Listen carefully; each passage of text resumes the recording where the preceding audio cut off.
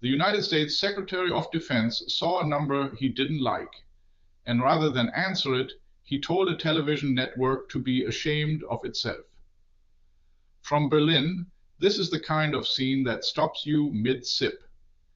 In Germany, a defense minister who dismisses an inconvenient report by shouting on social media would be finished by lunchtime. In Washington, it is called Tuesday, and the detail Americans seem to shrug off is this. The man now officially titled War Secretary refused to say how many air defense missiles the world's most powerful military actually has left. Here is what happened. CNN reported, citing sources familiar with the latest inventory, that after the Iran conflict, the American military had burned through nearly 4/5 of its THAAD interceptor stock and roughly half of its Patriot missiles. Military commanders, the report said, were warning that ammunition stockpiles were dangerously low. Pete Hegseth's response was not a briefing, it was a tantrum. This banner is not true, ACNN, shame on you, he wrote.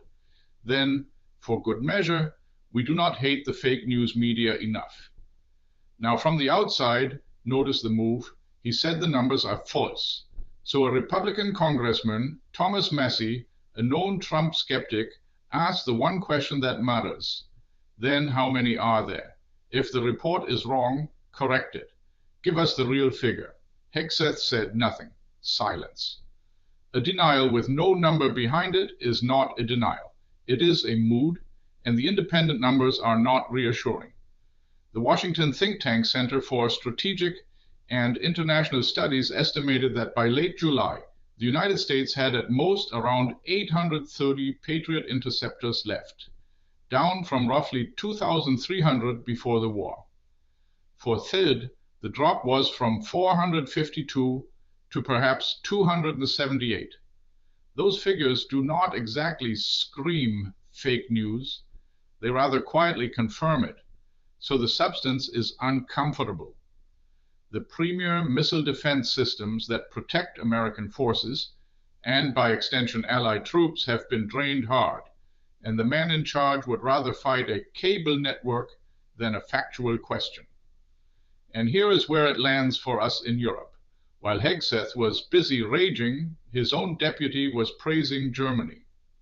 The Pentagon's number 3, Elbridge Colby, called Germany one of the leading forces of Europe's conventional defense and hailed its historic and highly commendable new military strategy.